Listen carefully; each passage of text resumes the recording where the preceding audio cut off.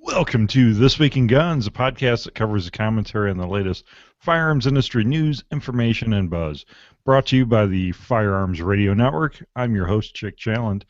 You make this show possible. That's right, you simply click through our Amazon affiliate link the next time you're shopping online, and a small portion of your sale goes to sport and pro-gun shows like This Week in Guns.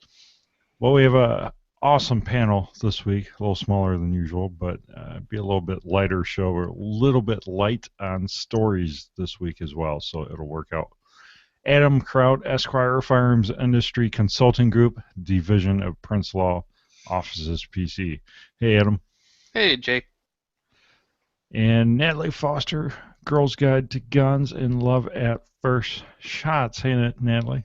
Hi, Jake. It's very nice to be back. And congrats, you had a baby. Thank you. Yes, I did. He's pretty awesome. So I'm joining you in this whole parenting thing, and I'm really excited to be in this club. It's pretty great. Awesome. Yeah, it's great. I have 4. Yeah. I know. Yeah, you beat me. Granted, you didn't have to pop them out, so, or carry them for 9-10 months. So. Yeah, no. Yeah, seriously, mothers have it harder. So, what do you want to give any statistics out, like weight measurements, anything like that? Sure. Okay. His name is Hunter James, and he was born on September 30th. He was 9 pounds, almost 8'15", 9 pounds, and then.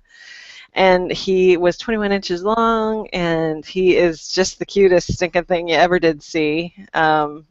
He's great. He's great. I don't know. Parenting is, man, quite the blessing. I feel really lucky to be a mom now, and it definitely shifts your perspective. I kind of felt that when I was pregnant, of course, but it has, now that he's here and this person is in your arms and you have to care for them, the mama bear instinct is very real. Very, very real.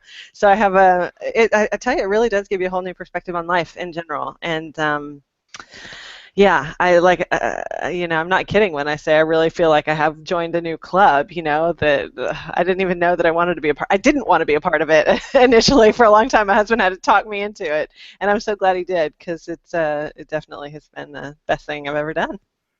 No, it is pretty great. My wife had to talk me into it, but... Really? Yeah. So we had the reverse situation going. Yeah. I was like, no, I want my career to be my child, and no. I have no children. I just like to throw that out there. I know, I'm sorry. We're totally leaving you out. None that I'm aware of, anyway. Yeah. It's actually kind of not that funny.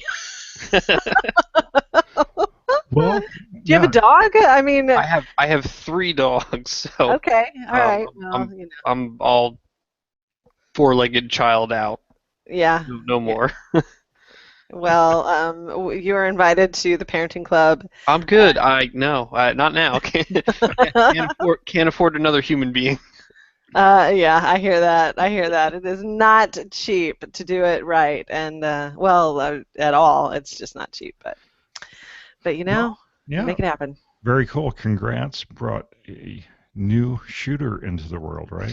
Yes. Oh, he will be a shooter. He's already got his baby bands, the ear protection, and he has not been to the range yet, nor have I. So, I mean, you can imagine how itchy my trigger finger is becoming. I haven't shot. I didn't shoot it all through my pregnancy, so I haven't shot since January Media Day at SHOT Show. So it's been a little painful. We've got a story coming up about an accessory, a new accessory for the AR, and I was like, where does that go again? It's been so long. I miss shooting, so I'm looking forward to getting back out on the range. But until then, Are you going to make it the SHOT Show this year? Do you know? I will be. Yes, and Hunter will be there as well. You have to be 21 or 18 or something to be on the floor. So I don't know that he will make an appearance, though. Maybe I'll get an exemption from the NSSF or something, So watch out on Media Day, because Natalie's going to be shooting every single gun. I will be. I'll be like, move, everybody get away. I'm like, this is my time. Yes. I will be owning that range, and I will be very excited to see all of you that will be there. Media day was, it was great until Natalie shot all the ammo. But, That's right. That's maybe right. All of it, especially yes. And my husband just passed me a diaper that I'm now throwing in the diaper genie. So hey, too much info. So Patriot Patch Company makes this episode possible. We have 9 new patches in stock. And if you're watching live, I'll slowly pass them across the screen here. But 9 new patch designs. These were pre-orders, so if you pre-ordered, they will be shipping out tomorrow. The Patriotic 4-pack of patches will be shipping. The His Beard and Her Lips patches, Huckleberry Round 2, the AR-15 Bolt Face, and on my hat, the Galactic Operator patches will be shipping. So patriotpatch.co if you want to check that out. Also, we have a promotion going on. If you sign up for our email list at Patriot Patch, you have a chance to win a patch every month. That's right, you can win a patch a month club free. So I'll be drawing a winner for that here, and I think next week I'll be drawing a winner, and I'll be drawing more than one winner as well. So sign up for that email list. There is a link to it in the show notes here, or you can look at Patriot Patch on Facebook. You can sign up for the email list there as well. Let's get into the top stories this evening. A 13-year-old kills home invader in South Carolina.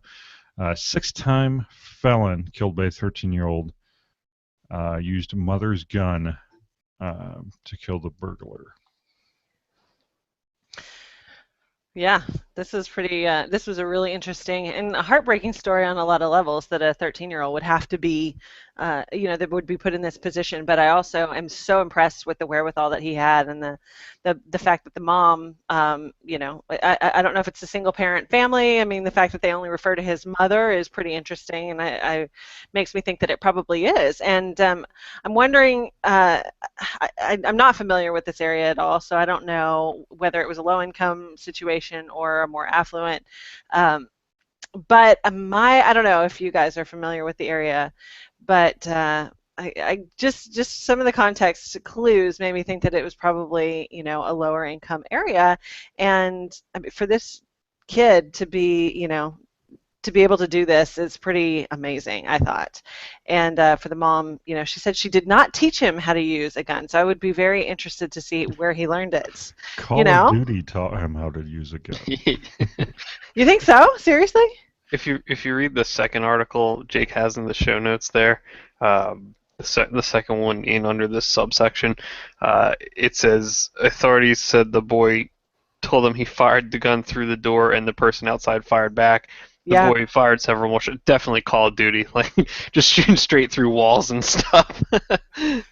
I mean, right. And the kid got hurt, but he killed the guy. I mean, unbelievable. And then and also here, this is the beginning of a theme for all of our stories that you have chosen for us this week, Jake. And the theme is bad guys getting out of jail and doing more damage and harming more innocent people, and innocent people winning. And that is my favorite part. But this is just, I don't know. Yeah, good guy with a gun, good kid with a gun. It looks like he used a 1911 45. But yeah. Well, it also raises the issue of actually teaching your children how to properly use a firearm and age appropriateness and that kind of thing, because that's that's an issue that I battle all the time, talking back and forth with people in the media, and just them believing that no children should ever be exposed to firearms at all. But the reality is, I mean, look, he saved his own life probably. This guy was obviously violent. He had a gun. He didn't have the child's best intentions, and if he found anybody in the house, he's probably going to harm or kill them, right? So the fact, I kind of see this almost as a little miracle that this kid was able to do it and took out the bad guy. So it does make you think a lot about what when you want to be teaching your kid. And this is also not the first time I've heard something like this. I have a friend who had a home in rural Virginia, and he FBI agent, and he was gone a lot, and his son, the home, they were being broken into, and 13-year-old son went and protected his mom and his sisters. So, this is interesting. We've had other stories on this show as well. I remember one story of I forget how old the kid was. I think he was a lot younger than 13, though, if I recall correctly. But he grabbed, the family's 1022, and the bad guy was coming up the stairs at him, and he emptied all 10 shots into the bad guy. And then the bad guy proceeded to limp out of the house, and I think he collapsed outside. But Wow. it is a really good thing to think about. How, and it's going to be different for every kid. But how old will they be responsible enough to, in a worst case scenario like this, have access to a gun possibly? Yeah, exactly. And the fact that he knew where it was, and it didn't sound like they had discussed it. So I don't know. It definitely is fodder for families to be able to talk about, where the guns are, how to use it properly, and all of that. I'm glad that this has come up. I'm really sad that the kid had to deal with this situation, but he did it well, and he was a great role model for so many other kids out there. So, do we want to speculate on the legal side of things here? We do have a lawyer on the show. I have no idea about South Carolina law. Oh, I knew it. Yeah, that whole Well, line. I I had don't, no but idea about this other law. I mean, shooting through a door at somebody, I don't know. It would depend on your state law. Off the top of my head, I don't think in Pennsylvania, if they were trying to enter your house, you probably could. I'm not certain on that, though. But, I mean, you have the whole issue of, in general, is not identifying your target. For all that kid knew, it might not have been, and I have no idea. The news story obviously isn't going to relay exactly what the kid saw. Maybe it was a glass door. Yeah, I understood that he did see them, that he did see the two burglars, or alleged would-be burglars, whatever you have to legally say. My thought on the legal side of things, depending on locality, a DA could be like, well, this was kind of a case of child endangerment because you left him home alone with access to a firearm and all of that. It would depend on what the laws are in the jurisdiction, though. I mean, there's nothing that would necessarily prohibit a child from having access to a firearm.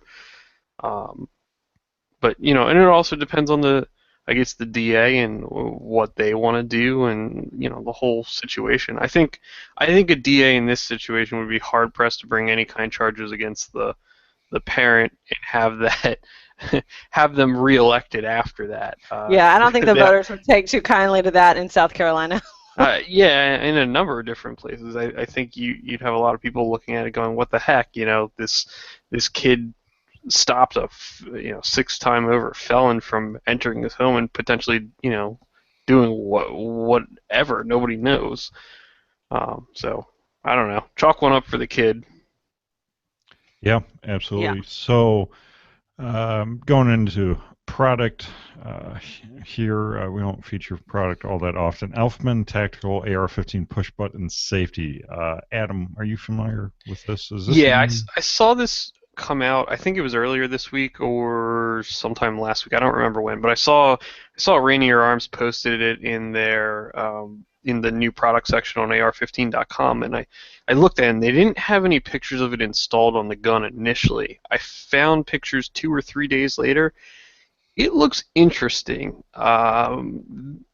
Without having one in my hands, without having played with one, I can't really comment on what I think the utility of it is. That said, at this point, I'm so ingrained with the traditional flicking the safety on with my thumb, and I use an ambi safety, so pulling it back with my trigger finger back to safe, or using my thumb. I don't think that this is a product I would buy just because I have my AR set up the way I like them, and I've already taught myself to use them the manner that they're supposed to be. So I think this would just screw me up. Now, for the individual who's coming from, I have my Remington 870 pump action and that's all I've got, this might be right up their alley. Although I think these are reversible. I think that was the other thing I saw. Yeah, So, ambidextrous. Yeah. well, ambidextrous operation. Yeah, so I guess they are, which would mean if that's the case, then you could probably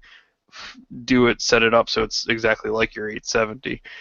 So for that individual, they might find it useful. For me, I'll pass on it. If somebody sends me one to play with or shows up with one, I'll certainly play with it, but not for me, I don't think. Neat idea though. I'll give innovative. Yeah, so I think you're talking about people like my dad who just bought his first AR this last year, and all his other rifles have been push button, safeties, like. So I think that would be right up his alley, so that might be the market they're going for. I don't know. Or maybe, or maybe this, maybe if you're looking to slash milliseconds off your speed in like a 3-gun event, maybe this is quicker. I don't know.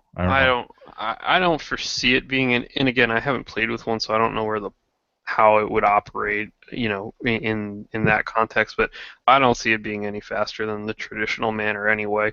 Especially if you're doing it in the correct manner. If the gun's hanging down or you're not up shooting, it's on safe. So when you're bringing the gun up, you're hitting the safety off as you're coming up. By the time you're on target, your safety's off and you're ready to rock and roll, and you're putting it back on as you're coming down. So, I don't see it saving speed like that. I think if I had to guess, it's probably a familiarity thing for people coming from guns that only have that push button style safety.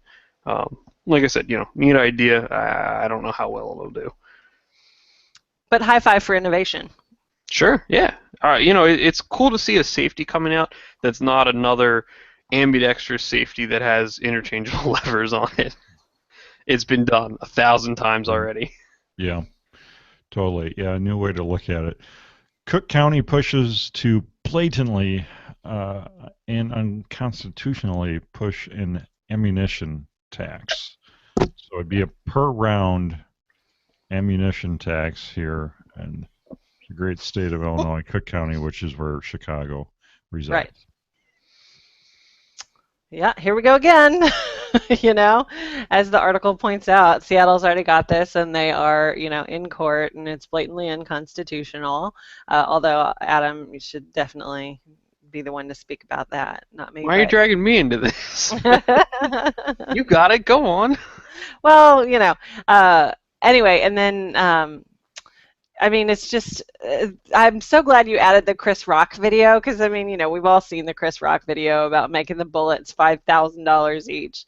And look, the video is really funny, and it's a good idea, and it's a good little bit, but, practicality. But, this is based on that, right? That idea of making it more expensive, and maybe that will finally reduce the gun deaths in Chicago. But what I found really interesting was at the bottom of, let me pull it up, at the bottom of this article, I thought that you've got the key here. You've got the key sentence, I believe. If Preckwinkle was serious about stopping violent crime in Cook County, she'd file a bill stripping county prosecutors of the ability to plea away charges resulting from the criminal use of firearms. So this is part of the theme that I was talking about. Someone should ask Cook County why it cares more about protecting criminals than law-abiding citizens. So back to the theme that we were talking about, letting the bad guys off the hook, and then and this little twist of it is penalizing the good guys who just want to exercise their Second Amendment rights. This is a frustration because the bad guys are either going to get it illegally, steal it, steal the ammunition, not pay anything until they get that's their workaround around the tax that they want to impose, right? So it's only going to be law-abiding citizens again, or they're going to go out of county or out of state to get their ammo. This is like really. Sorry, go ahead. Well, what's funny in Illinois, they make you show a FOID card, a firearm owner identification card, to even purchase ammo. So that alone would prohibit any criminals from buying it. Yeah, theoretically, right. Yeah. What goes on in your states? My God. Yeah, man. I'm I don't so know. glad I live in Pennsylvania. Yeah. You guys just rub it in. Ebbs was sending me a video earlier of him shooting a full auto suppressed AR and just rubbing it in. Yeah. Just like salt on a wound. I'm with you, Jake. I'm right there with you. Los Angeles, California. But we got to hold the line. We got to hold Absolutely. it, because Well, otherwise they'll encroach on Adam's territory. So. No, we'll sue them. They try all the time from Philadelphia. It's weird. So the shop I work at is in King of Prussia, which is not terribly far from New Jersey. And we get a lot of Jersey people coming in. Not a lot, but we get a fair amount because we're not terribly far from there in Philadelphia, so it's highways are relatively easy. And they'll come over and, wow, we can't even find this in our state, and it just and then they'll want to buy a long gun, and you're like, well, this thing's not Jersey legal, so you can't buy that. And I'm sorry to tell you, but pretty much everything here is not actually Jersey legal because we're not catering to you. Yeah. And it's sad. A lot of guys come over for reloading supplies, though, which is cool. So there's definitely guys making their own ammo. Yeah, I see that. You're into that too, huh?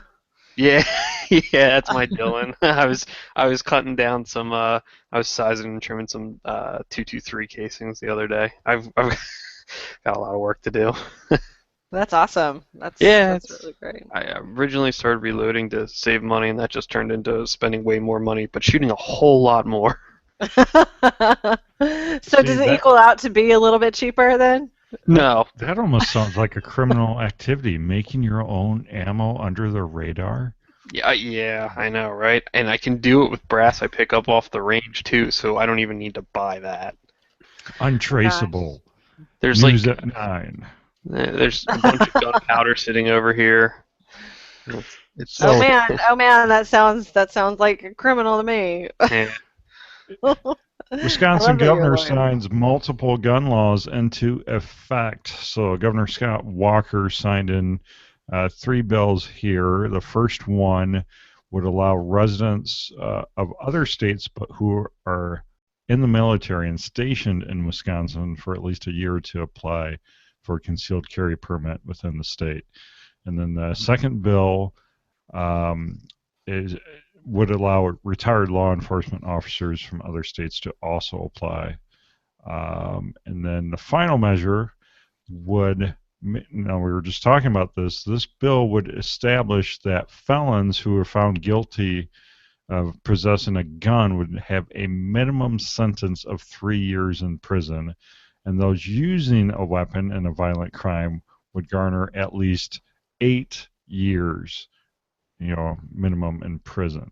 So here's my question. Why was the passage of the first two with great broad support, but the third one, which is the felon one, more contentious? Yes, that's exactly what I thought when I read it. I'm so glad you said that. Can somebody explain that to me? So, okay, the first two, fine, makes sense, whatever. Let's just dispose of those right off the bat. Great. Why on earth are we having a contentious argument or disagreement about imposing mandatory minimums on felons with firearms? Yes. Can somebody explain that to me? So you already have individuals who are felons. They're convicted felons. You have plenty of times you have prosecutors who will cut deals with people, and they'll drop down charges. And okay, you know what? I'm okay with some prosecutorial discretion. Fine.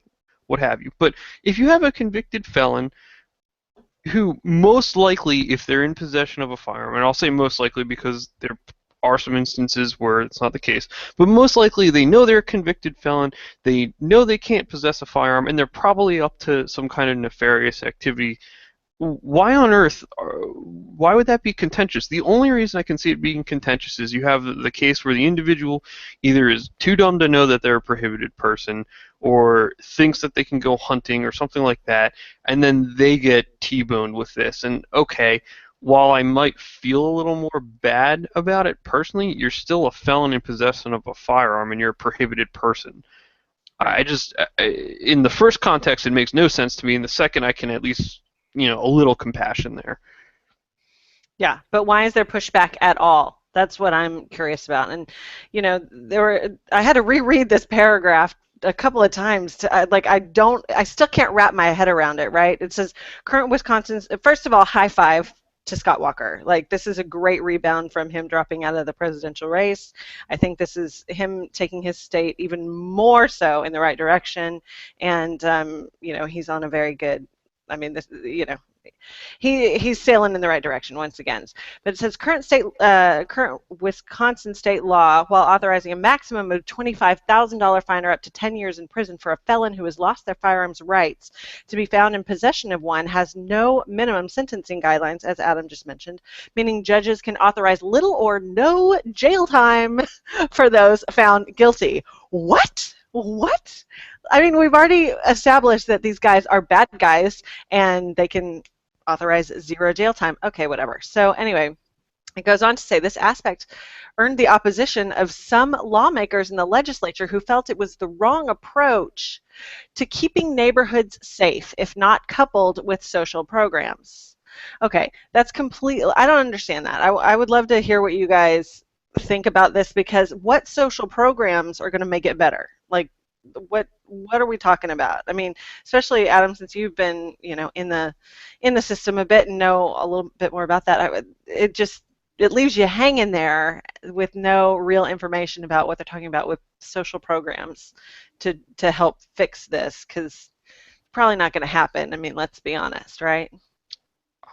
I don't know. I mean, in theory, somebody who has served jail time has paid their debt to society, and part of it's supposed to be that they're supposed to be rehabilitated.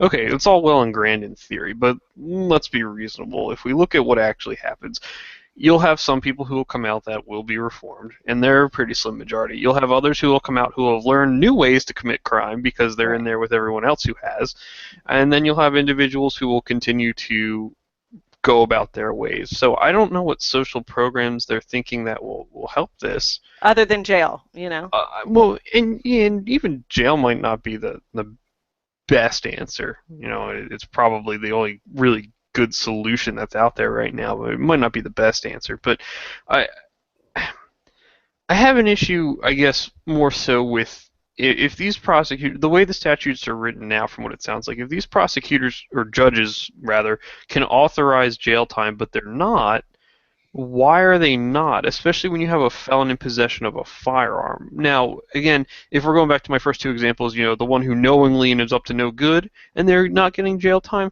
I have a real issue with that. If, on the other hand, it may be an honest mistake, and something along those lines, and they're not up to nefarious activity, do I think a little discretion might be okay there? Yeah, sure. But if we're just letting everybody off, well, I don't know. It's a tough call. I'm not a huge fan of mandatory minimums, but at the same token, if people aren't getting put in jail for things they should be put in jail for, then I don't know. It's kind of a double-edged sword. Well, and to piggyback on that thought, I'm thinking about felons, like white-collar criminals, perhaps, that are not dangerous criminals. Maybe that's a different scenario. I don't know. What do you think about that situation? That kind of thing. I don't know. Well, I mean, it's just if you know that they're not dangerous. That it's one thing if you're a felon going in to rob. I don't even know what. Yeah, but it all goes back to you've created a debt to society, and part of jail is supposed to be serving that debt and getting, in theory, rehabilitated. So I don't know. Well, it seems like, especially in places where there's higher gun crime, like New York, Chicago,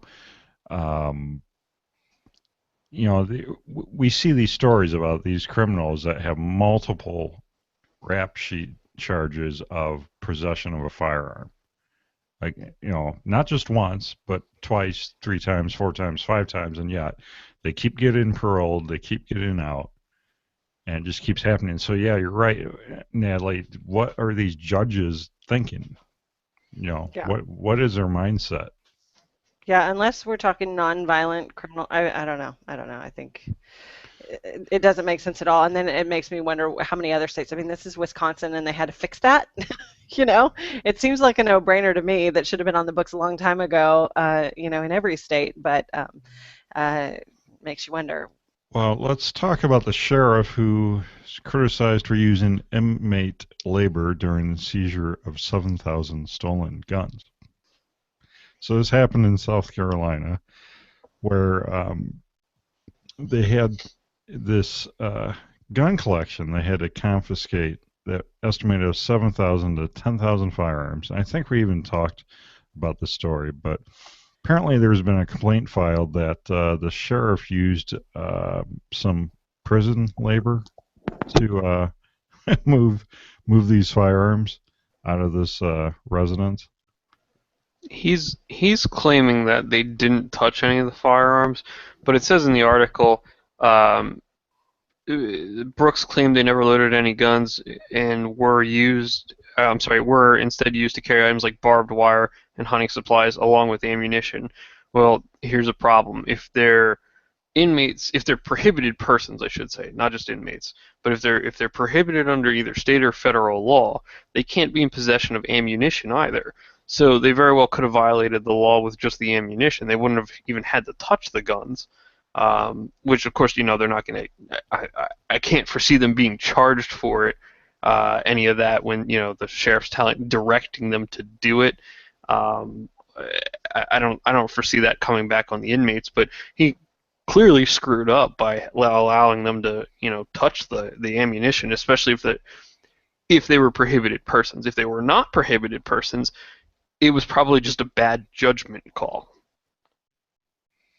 So, I mean, I'm all for putting prisoners to work, and I think it could be done a lot more. But I agree. It seems like this situation was just a bad judgment call.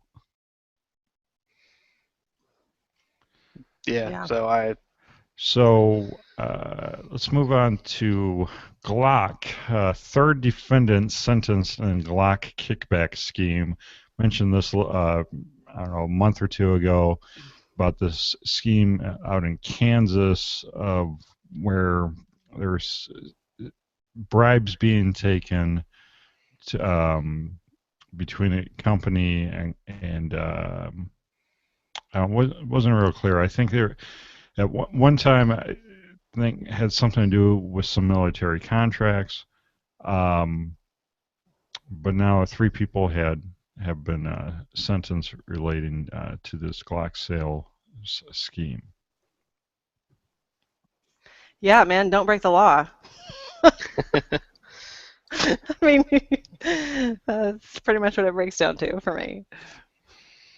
It says Ralph, this guy, the latest one to be, I guess, sentence, admitted to paying 140 bribes to Glock employees, totaling approximately $900,000. It looks like what happened was these two Glock reps, and their wives. It looks like the wives set up shell companies more or less to take the payments from OMB Guns, and so Dutton was sentenced. So Dutton was one of the Glock reps. So it looks like they were paying money to the shell companies, and in return, OMB Guns was getting special treatment over other distributors in Kansas, more business in the form of government contracts and sales, and they got confidential information on the Glock company, which I really don't know what information they could get that would be helpful. But if they were, unless I have no idea how they'd be making money, because Blue Label guns, there's no money in them. Right. So unless they were getting some kind of like super other secret deal. Well, I guess if they were distributors, they might have a little better of a margin, but still, I just don't see it being a real profitable racket. Although apparently it was, if he was able to kick out almost $1 million back to them. And then we also have another story here. 6 ex-Heckler & Koch employees charged for exporting guns to Mexico. Yeah, Yeah. man, this one's oof. Again, the final. What were you gonna say, Adam? You go. No, not H&K. Oh, is there a reputation there? I guess I'm the resident H&K snob on the show this week because John's not here. So, and Ebs fortunately isn't here to rib either of us. So, yeah, that was a bad call. Although they didn't really do anything different than the Justice Department, so I'm not sure why they're Right, getting charged. exactly. I mean, it just sounds exactly like like Fast and Furious, right? Yeah. And were they incentivized somehow through the government?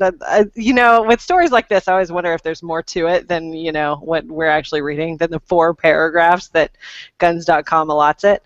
But what really bothers me, and I remember this story, is human rights activists, this is the last paragraph, human rights activists have alleged some of H&K's guns ended up in the southwestern city of Iguala Guerrero, where 43 trainee teachers were abducted last year and almost certainly murdered by a drug gang working with corrupt police. So, I mean, the reality is that this, ended up in the cartel's hands, right? Sinaloa who knows? But this is a real problem. I mean, people die because guns go to Mexico. This is a big deal. So I don't know. It really bothers me. But it's out of Germany, right? This was not something that originated in the U.S. from what I'm reading. Is that what you guys see too? The way I read it, yeah. And it says German prosecutors told Reuters, so yeah, the way I read it, it was probably some Germans who did it. Yeah. I don't know. Yeah, pretty messed up. Once again, don't break the law, and I'm glad that they are going to jail, but the problem is, people are going to die in perpetuity because of this. So, God, don't you just hate bad guys? Yes. Pisses me off. Yes. Speaking of bad guys, a man was charged in East Charlotte shootout with Army medic mom. I think I brought this up last week. Army medic mom, new mother, just got done feeding her baby when these guys broke into her house, exchanged fire with her. She was shot and injured and is still recovering at the hospital. She was shot like in the stomach. I think that was like her worst injury. But the guy that shot her ended up turning himself in. Is that because he was bleeding too and needed help? Because she capped him too. Boom. I love this mom. She is amazing to be multitasking as she did, feeding the baby, and then she goes, oh, no. No, I'm telling you, what did I say about the mama bear instinct? Yeah. You shall not harm me or my child. And she takes over, and I'm so impressed with her and wish her the best in all of her healing. I mean, this is Spencer Stone level heroism here. This is big time. I think I'm really, not that she stopped a terrorist attack, but I'm really impressed with her and her wherewithal. And I mean, and she's 21, man. Like, she's like a child herself practically, and she's an impressive chick. I'm really, really proud of her, and this is another issue that I end up dealing with quite a bit, right? Women with guns in the home. In fact, I just read an article earlier today about how, and all these statistics are, statistics. They just make them up pretty much on the fly. But I read that women are 11 times more likely to die if they have a firearm in the home. That was the statistic today. I've also heard 100 times more likely to die, whatever. But, I'm so glad that we're seeing stories like this. Again, I hate that it happened, but I'm also really glad that at least it's getting some coverage, that this, she was able to, she knows how to use a firearm, trained on it, and she was able to defend herself and her child. And more and more women need to be doing this. This is very, very good news. I like his face tattoos. What? I didn't see a picture of him. He's got what are you talking about? A picture of her There's little arrows underneath. Click the one to the right. You'll see him. Looks like an upstanding fellow. Oh, wow. Yeah. Class act right there. Wow, that's like Manson style. Not quite a Leo? swastika. Looks more like a W, but yeah. I think it says Leo. Maybe. Law enforcement officer? I don't know. Maybe that's... Or maybe, who knows? Maybe it's just his astrological sign. Who knows? All right. Atlanta mayor and police chief sitting on 10,000 confiscated guns in defiance of state sellback law. So apparently the state of Georgia has a law where when they take guns off the street, that at some point they make them available to the public to public sale. But it looks like police chief here is not following the law. Yeah. So it was signed into law in 2010 or 2012 here. So I wonder if this is, 3 years of accumulation? That's a lot of guns. 10,000. Yeah, that is a lot of guns. I can tell you his stance is probably that we confiscated these off the street.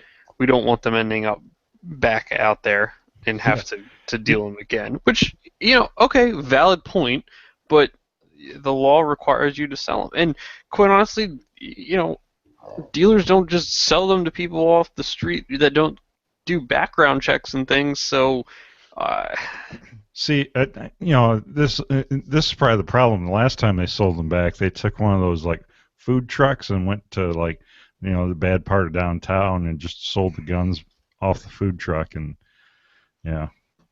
I'd like to know what the stipulations are within the law, or do they have to sell them to an FFL dealer, or can you sell? I mean, I don't know. I know your state is not Georgia, but I'd be interested to know that. I don't know what their law says, but it looks like from what the article says, at least the one quote, the city has not sold confiscated guns to licensed gun dealers, so it very well could require them to sell them to dealers. Now, I don't know if that's just dealers can come in and bid on them or buy them individually. I don't know how that's supposed to work, but right. I mean, that would make sense. Yeah. They'd do like some kind of auction or something that was only open to dealers, and then anyone buying from the dealer, that would have to be legal. So, I mean, background checks required for every sale. Right. I mean, this is not a hard problem to fix. Yeah, his argument is invalid. Yeah. All right. So I think I'm skipping the I'm offended section this week because I'm offended. Can we talk about one though? Oh, okay. Just real quick. Go. Just because it's a little bit personal, because having just been dealing with a lot of doctors and also being a doctor's child, my dad's an OB-GYN in Texas, and and a firearm owner and hunter as well. And you've got a guns.com article here. House Dems want doctors free to quiz patients on guns. I actually just saw this kind of. It looks like a pretty good, extensive article, but I have not had a chance to read through it all. But this is a topic that we chatted. I remember because it was an issue with Obamacare, right? It came up because the NRA fought hard to include a measure in Obamacare to prohibit doctors from asking their patients whether or not they were gun owners, and thereby prohibiting any pressure to get rid of guns or that kind of thing. So of course this guy here in California, right? Democrat California U.S. Representative Mike Honda is proposing a measure to free them up, so to counteract all the work that the NRA did to prohibit these doctors from being super invasive about getting statistics on firearm ownership. And of course, what they want to do, the fear is that it'll be part of the permanent record in your medical history, because now with Obamacare, if I understand it correctly, and I'm certainly no expert on that, mountain of a law, but you've got now digitized records that are, in databases, and who knows who can access them and who knows what they're going to use the information for. So that was part of the reason that the NRA, intervened on our behalf to, keep the government from knowing our status as firearm owners. Right, and it goes back to the argument you mentioned earlier was, well, having a gun in the home is a health risk because women are 1,000 times more likely to be shot with it, or whatever. Yeah, exactly. I'm gonna go see a new doctor next week, actually, for just new general practice, and I have a whole mountain of paperwork I have to fill out prior to it. But I get to the end of the paperwork, and it's like social and some other. I don't remember what the name of the category was, but it asks questions like, do you wear a seatbelt? That's not medical related. Do you own a smoke detector? Like, that's not medical. Do you own a gun? If yes, is it kept locked up? So I circled those questions. I wrote, none of these are related to my medical health. Now I guess I'm not going to carry a gun I guess that's going to get stashed in the car for that trip. Last time I brought a gun to the doctor's office, the doctor really didn't like that. He was like, can you leave that outside next? Yeah, I guess. Sure. See, at my dad's practice, they'd be looking at it saying, oh, where'd you get that? Yeah, I guess, well, we'll see. Maybe this doctor will be cool. Maybe I'll find someone who tells me, like, oh, guns are good for your health, and, drinking's not bad, and smoking's great, something like that. What's that saying? If the doctor tells you it's bad, keep switching doctors till you find the one that tells you what you're doing's fine, something like that. But I was amazed at some of the questions that were on there towards the end, because they weren't related. For illnesses, it was like, is there a family history of suicide? I'm like, that's not an illness. That's not some kind of, Oh, did they really ask you if you had a smoke detector? Yeah. Oh, yeah. No, I'm not making that up. It literally asked, do you wear a seatbelt? Do you own a smoke detector? Do you own a gun? If yes, is it kept? I don't know. If I respond, I'm just gonna put what good is a locked gun gonna do me? But, I half don't care, because I'm already in the NFRTR. Like, the federal government knows I own firearms at this point, so I'm not really worried about it being in my medical record. But if I can keep it out of another place, I will. Although here I am on This Week in Guns, so it's really no mystery, is it? Hello, Google. Adam's home address is 521. You can now contribute to the Firearms Radio Network and This Week in Guns by shopping with our Amazon affiliate link, especially for your holiday shopping. Don't forget to click through our Amazon banners on the websites and bookmark firearmsradio.tv/Amazon. And we are to the full auto news segment, stories the real media won't talk about, and other crazy stuff. This is where we each pick a story, not too many to pick from this week. Who's ready? Oh, I didn't even read these. Sorry, man. I'll look quickly. I'll go. Oh. This is hysterical. Indonesia considers prison guarded by crocodiles because, quote, they can't be bribed. Third world countries have an issue with people being able to bribe people. So here, this island prison in Indonesia may soon be guarded by a team of hungry crocodiles. So I guess they're going to starve them, just to make them extra mean. Because a top official says the animals won't give in to bribes. The prison would house convicted drug criminals on death row. See, look, in other countries, if you sell drugs, we put you to death. In the United States, we teach you how to do it better and then put you back on the street. Right. The head of Indonesia's anti-drug agency told local media, "We will place as many crocodiles as we can there. I will search for the most ferocious type of crocodile." This is fantastic. Why can't this happen in America? Indonesia has notoriously been tough on drug crime. It executed 8 drug smugglers by firing squad in April. I'm laughing because Jake's smiling. Most of them were apparently foreign citizens. They have not decided on a specific location for this proposed prison, as they are still in the early stages of the process. It would have been better if they said design of the crocodile moat. And if you for the record, those of you that are watching, this crocodile that they have a picture of has all kinds of snaggly teeth, and he has a stance like a pit bull dog, and he looks mean. Yeah, he does. This would quite possibly be the greatest idea since, I don't know, a long time. I mean, they probably got this one from Getty Images. I'm thinking this isn't really the one, but yeah, I would go with this guy too. He looks ferocious. That's pretty great. Okay, so I've chosen mine, and it is a former Disney star Hilary Duff purchases firearm from California gun shop.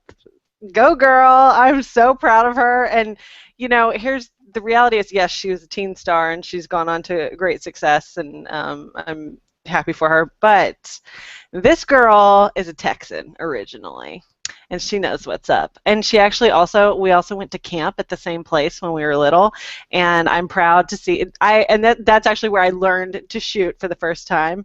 I'm betting she did too. So I'm just gonna give her a little, virtual high five for going and buying her Glock, and of course with the requisite 10-day waiting period here in Los Angeles.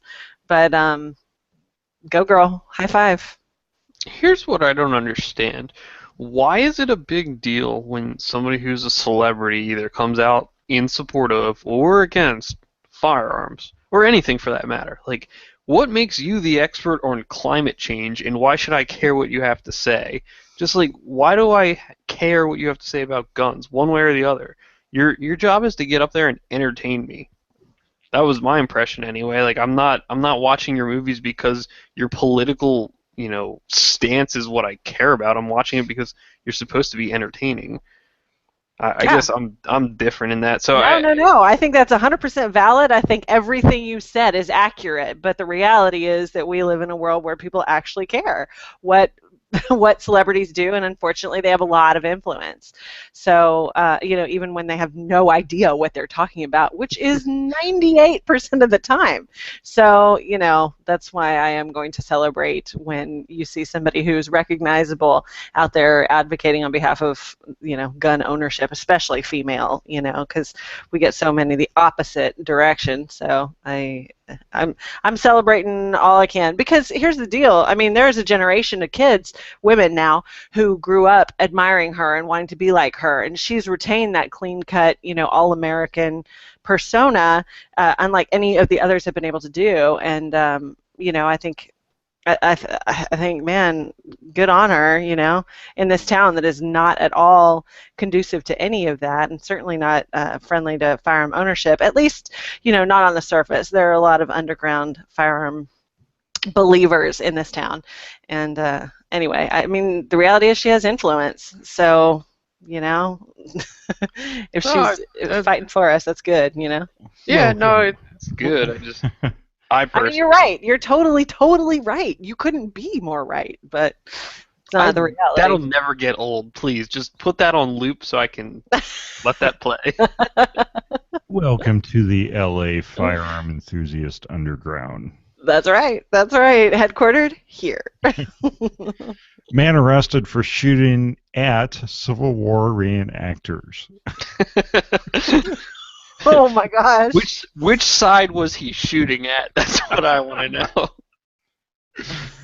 Yeah, no mention of Confederate flags in this article, but an Oklahoma man opened fire on some Civil War reenactors.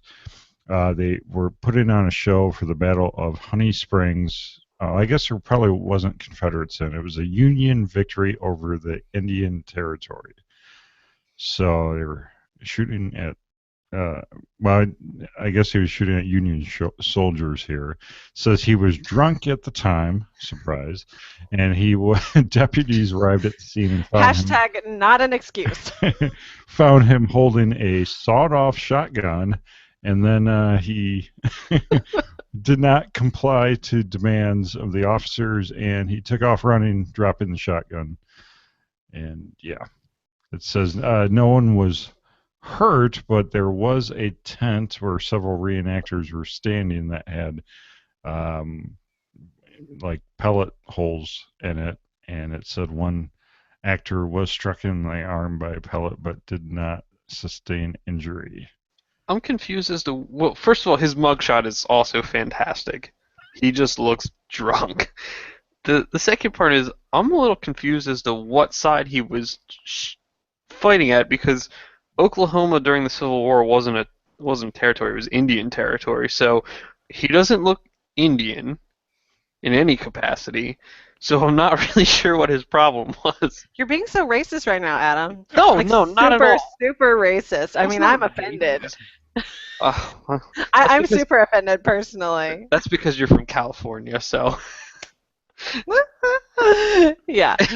I mean, it's not like people were screaming the South will rise again and he was fighting the Union side, or, that he was waving a Confederate flag. He just apparently didn't like, maybe he was annoyed by the noise. I bet you that's what it was. Well, and he was drunk, so, A whole slew of bad decisions all in one row. All I wonder how much that shotgun was cut down, and whether or not it's an NFA violation, and more importantly, if he'll ever be charged with it. Says the lawyer.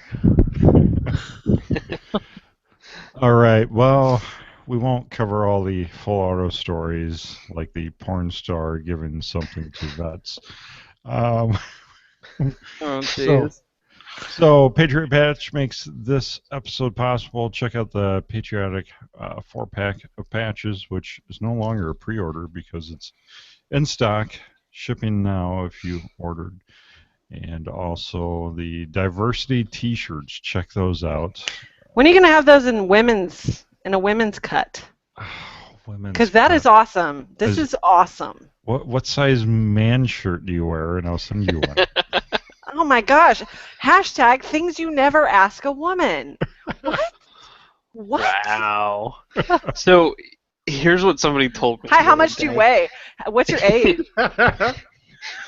You as a man buy like an extra large shirt, but you buy 2 of them, so that way the woman in your life will just take it and then wear it as like a nightgown and whatever else she wants to wear it as, and you don't have that question as to what size man shirt do you wear. It's just extra large.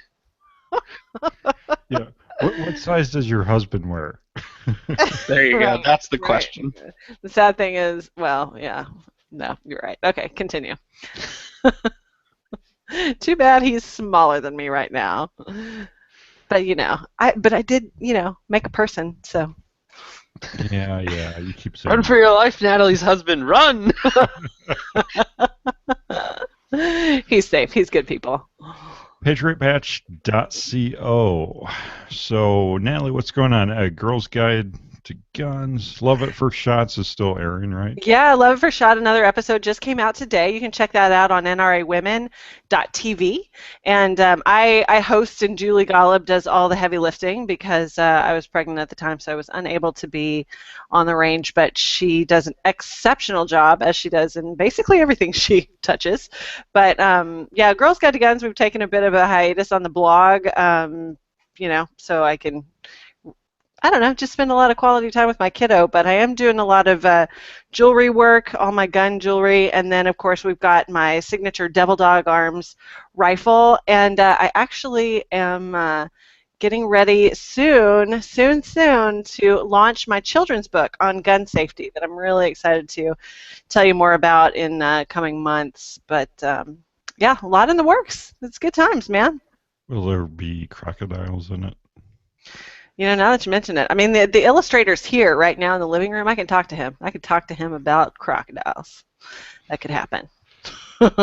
Very cool. Where can people connect with you on social media? Yeah, Girls Guide to Guns, basically everywhere, although I really suck at Snapchat, so don't really, I mean, Facebook and Instagram are my 2. That's really where I spend the most time. Twitter, occasionally, you can catch me too. You're so old. I know, right, man? Oh, tell me about it. So, yeah, Snapchat, I have no clue. I know. Adam, are you on Snapchat? No, Is your law firm? No, I don't even know. Why would I want somebody to send me a picture that disappears after a certain amount of time? Like, why? Yeah. No. Wait, that'd be perfect for the law, and it'd be like confidentiality, right? Sure. I don't think that's how it works. I charge extra for text messages because that means you have my phone number. So what's going on, Adam? Oh, what isn't going on? Still working on a whole bunch of things, dealing with really just making the government angry at me or somebody, usually me. Like I said last time I was on, we filed suit on behalf of that Amish man, which will be an interesting case to see how that one pans out. I think there's a lot of unique issues, so we'll see where that one goes. Getting a little more progress with the city of Lancaster in our right to know request that's finally starting to move again, where we asked for the names of people who were donating to the Defend Lancaster Fund, where they were donating money basically to defend Lancaster against the suits from the NRA about their illegal ordinances. The suit in Harrisburg is now up to the Commonwealth Court, so we're having a grand old time with that. Otherwise, it's business as usual, and advising FFLs and individuals as far as firearms rights. We did some firearms law seminars recently at a gun club and actually at the shop I work at, which was a lot of fun and gets a lot of information out to people. So if you're in Pennsylvania and you're on the eastern side of Pennsylvania at least, make sure to check out our blog to see upcoming ones when we announce them. It's something that has a lot of good information that a lot of people are never ceases to amaze me how many people come up and say, I didn't know a fair amount of that. So it's there to help you, and the cost to attend is really minimal, and it depends on the venue. They usually charge like $10-15. So the other big thing, obviously, is the Stone Mountain Machine Gun Shoot. That's April 30th through May 1st up in Monroe, Pennsylvania. That's going to be an awesome time. I've been working on getting manufacturers to attend.